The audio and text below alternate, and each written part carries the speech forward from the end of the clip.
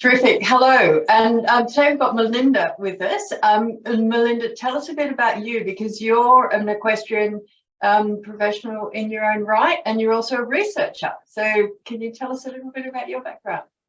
Yeah, my background has come from the fitness industry. So I've spent my career within the fitness industry, but also been a passionate horse person and horse rider as well. And then with my own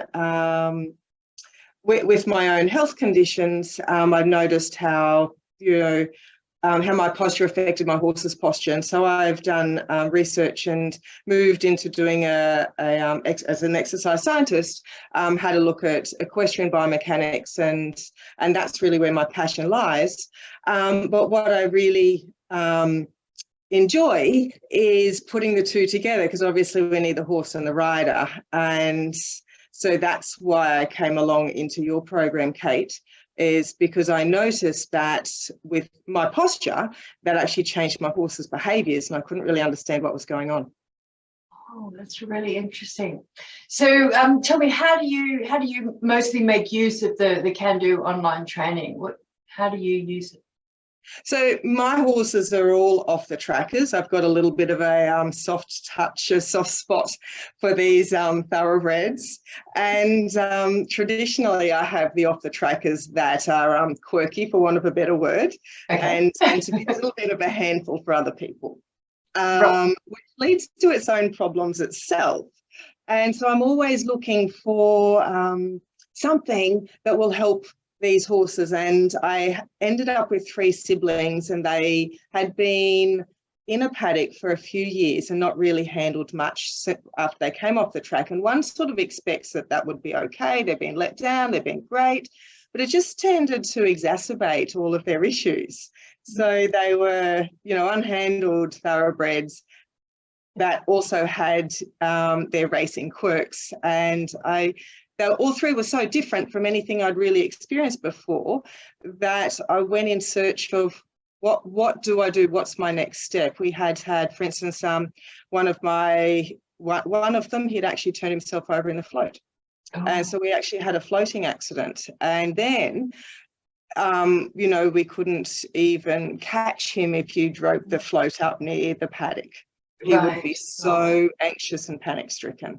So it was really about, what do I do?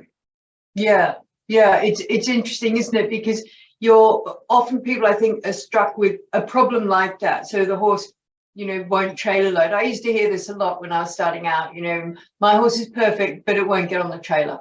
And I'm like, well, that is just a symptom of a problem, isn't it? And I think what's really interesting is once we find a problem like that, if we actually go back and research that and work out what it is that the horse is afraid of, or what is the disconnect there, because really the trailer loading, accident or not, the horse is just not understanding or being obedient to the go forward, stop, go back cue. So I think that's what I like about the Kandoo training, and I think you're coming very much from that as well. Is once you solve that little problem and you begin to understand, oh wow, it doesn't actually matter what it is I want to teach the horse, as long as I know how to break it down properly and get the horse in the engagement zone, which I think is often the missing link with training. Well, would you agree with that? Absolutely, especially with these 3 in particular, because it was very hard to, in the paddock, I had them nice and quiet. I'd, handled them, and they were lovely and quiet in the paddock. I could rug and feed, and they were safe to do all those types of things. But then I did something that was a little bit new to them, and suddenly their engagement zone would skyrocket off the radar, and I'd have this raving lunatic again. Right. Yeah. And so you're right as to understanding how to break it down into such, because I was so hypersensitive, such small steps that could go, yep, we've done that step. Yes, we've done that step. And in particular, that's what I loved about some of your videos, in the fact that you showed, I remember watching one where you showed a horse who, and I can't remember exactly, but He started bucking, or he did a couple of pig roots or something like that, and you explicitly said, you know, he was going along so well, and so you missed a couple of steps, and then you had to go back and do it again. And I really admired you for showing that, as well as in everyone makes errors, and it was a misjudgment, and we all do that in our horses, and it's actually the ability to recognize it. Rather than did I do it right or did I do it wrong? Every horse is different. We just need to recognize what's going on and understand what to do about it. And that's what I love about your program, and even the engagement zone concept, because it makes it so simple to go, oh, hang on a minute, my horses are being overstimulated. What do I need to do?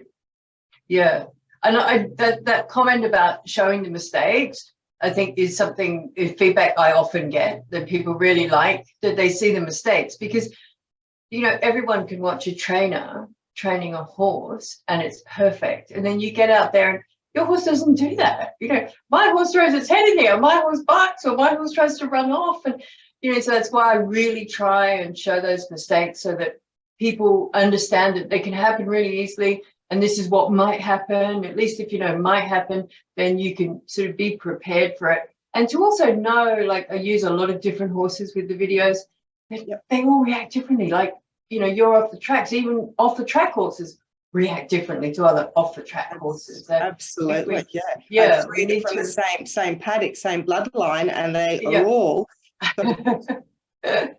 Yeah, fabulous. All right, well, that's fantastic. And I don't see you very often in Zoom meetings or anything. Do you manage to catch replays, or do you look at that material much? Or yeah, I would love to come to the Zoom meetings, just for time wise for me. You know, I start work at 6 o'clock in the morning, and then I run sessions in the evenings as well. So I'm the opposite to what most people, I'm not a 9-to-5 worker. However, yes, I love just jumping in. And what I love about the recordings too is that I can just grab a little glimpse of them and go, oh yes, I need to listen to that. And so I can listen to that, and then I can grab another glimpse further along if I don't have time to listen to the whole lot. And that's also what I love about your recorded trainings, because it's, you know, I jump in and out of bits and pieces. Like I do watch through from the beginning to the end, but every now and then I hear you go, oh, and so if you're having this issue, you need to go and watch this video. And so you direct me to somewhere else. And so that's great too, because then I can go, oh, I'm having this issue. I remember Kate saying something about that, and I'll go and listen again and then jump to wherever you directed me. So that's another thing that I really love about your videos. It's not, you know, watch from beginning to end, but you do direct us based on what's happening, even when you're teaching in the videos. And tell me, Melinda, if you couldn't remember where I said to jump to, what would you do? Yeah, so I go back, so because they're all outlined from the starting and on the way through, so then I go back to the progress that I'm at with the horse and go back to that video and then watch that again, because you'll always, I've always got that little bit of an idea of where to head back to.